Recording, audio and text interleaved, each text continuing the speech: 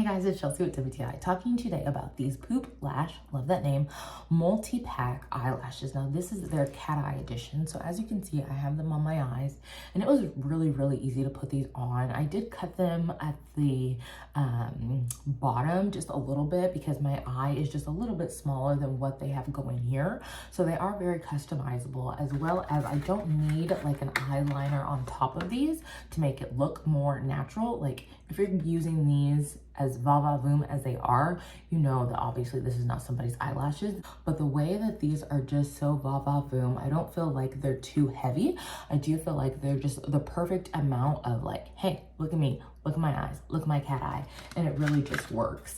It's very easy to put on, like I was saying. As you can see, the glue stuck perfectly to the band and it works amazing for a night in, night out, whatever you want, as well as if you do lose a lash at the club, you're able to come back that next night, get another lash, pop it on, and head out. So if you're looking for really great false lashes, I recommend these right here.